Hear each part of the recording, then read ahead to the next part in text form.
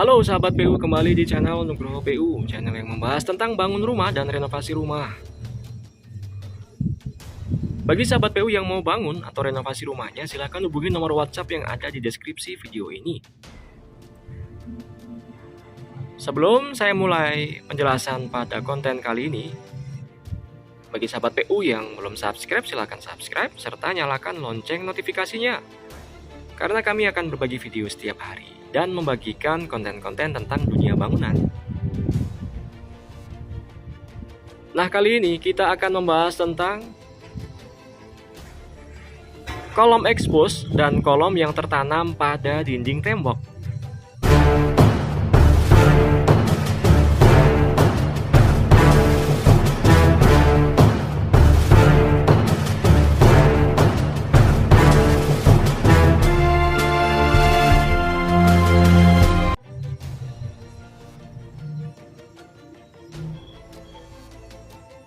Sahabat PU, saat ini saya sedang berada di BSD Tangerang Selatan, proyek rumah tinggal satu lantai yang dijadikan dua lantai. Progres yang sedang berjalan adalah pemasangan dinding bata di lantai 2. Bersamaan dengan itu pula, maka berlangsung pekerjaan kolom lantai 2. Nah, di sini ada dua jenis kolom yang saya pakai. Yang pertama adalah kolom expose. Dua kolom yang ada di depan ini itu sengaja kami expose. Ya, nantinya kita akan finish ulang dengan menggunakan material skim coat. Ya, bukan material acian biasa, tapi material skim coat. Material yang memang khusus diperuntukkan untuk finishing permukaan beton. Karena seperti kita ketahui bahwa permukaan beton itu cenderung lebih halus, jadi susah melekat, susah homogen dengan material aciannya. Maka kalau pakai semen biasa itu bisa retak, sahabat PU. Makanya kita pakai semen khusus untuk mengekspos kolom kita ini nantinya. Ini jenis yang pertama. Kolom ini dulunya kita begistingi 4 bidangnya, sahabat PU ya. Jadi di bidang ini dikasih begesting, bidang ini juga dibegesting, begitu juga dengan sebaliknya, sebelah kiri dan belakang ini. Jadi kolom ini semuanya dikelilingi oleh begesting.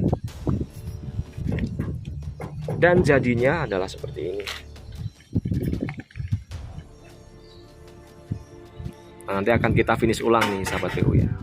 Supaya sudutannya, ukurannya sesuai dengan yang kita inginkan.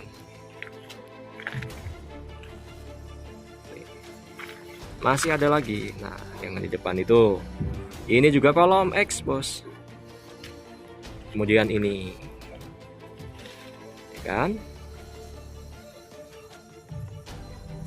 Kenapa disebut kolom expose, Pak Nugroho? Ya karena nanti akan kita finish dan wujudnya ya tetap berupa tiang-tiang seperti ini.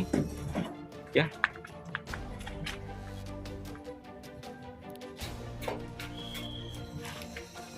Kemudian jenis yang kedua adalah kolom yang tertanam pada tembok. Nah, seperti yang di depan ini.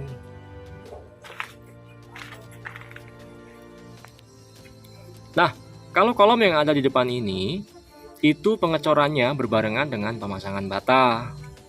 Ya, jadi kalau pasangan dinding batanya itu sampai di ketinggian 1 meter, kemudian kita cor kolomnya.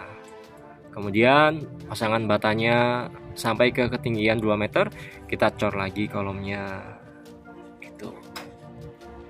Nah, dari itu begestingnya cukup ditempelkan di 2 sisi saja. Karena yang sisi sebelah kiri ini dan kanan ini itu kan sudah tertutupi oleh dinding bata. Jadi begestingnya cukup di depan dan belakang saja. Dari itu, maka bentuk dari kolom yang terjepit oleh dinding bata itu biasanya tidak semulus kolom expose ya. Contohnya yang ada di depan itu sahabat BU. Nah ini kan, ini karena begestingnya dulunya itu tidak rapet, jadi terjadi peluberan ya, atau meluber kolomnya, coran kolomnya itu sampai mengisi ke celah-celah kanan kirinya gitu ya. Namun tidak masalah karena nanti kan kolom ini akan kita plester dan aci berbarengan dengan dindingnya ya. Jadi nanti ketika sudah di finishing itu dari luar tidak akan terlihat bahwa ternyata ada struktur di dalamnya. Ada struktur kolom di dalam.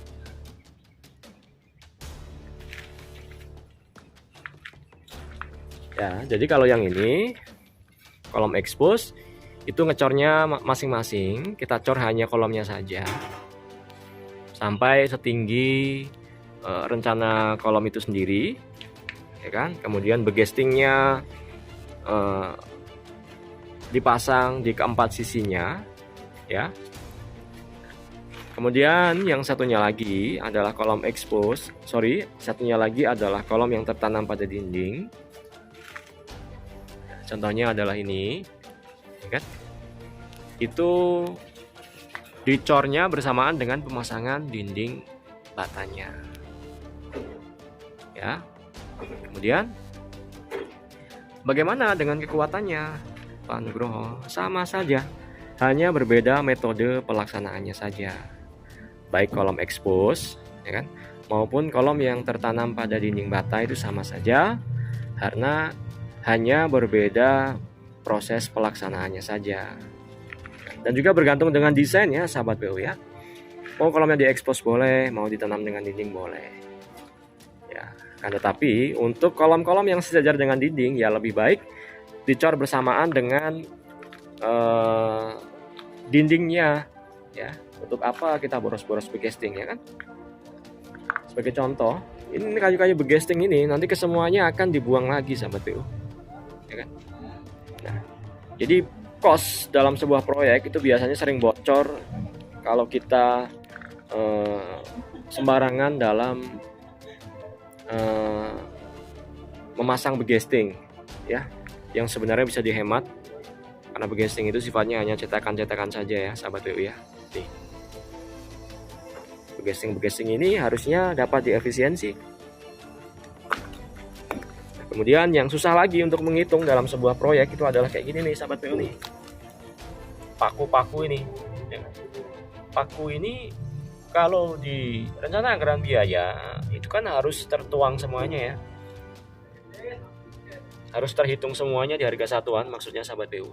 Jadi pada rencana anggaran pelaksanaan atau RAP ya, itu sudah terukur semuanya, namun di lapangan biasanya sering terjadi over budget.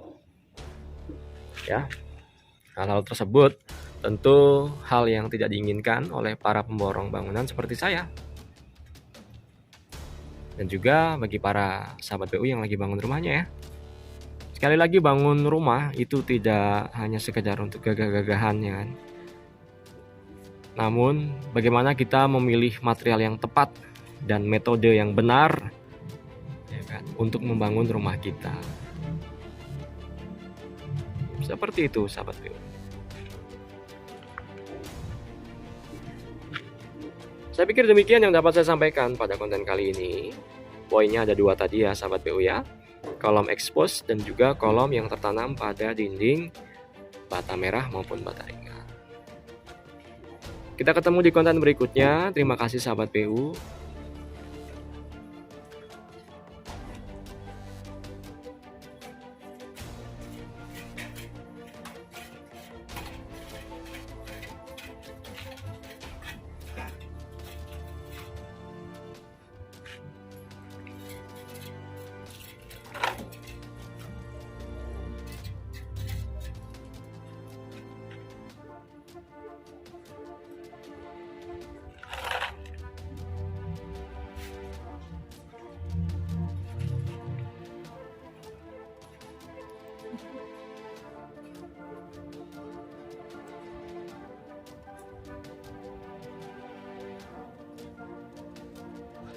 Pada episode berikutnya kita akan membahas tentang ring balok yang ada di depan ini. Tetap pantengin channel Nugroho PU ini supaya tidak ketinggalan terkait dengan update dari proyek kita ini sahabat PU ya. Sampai ketemu di konten berikutnya.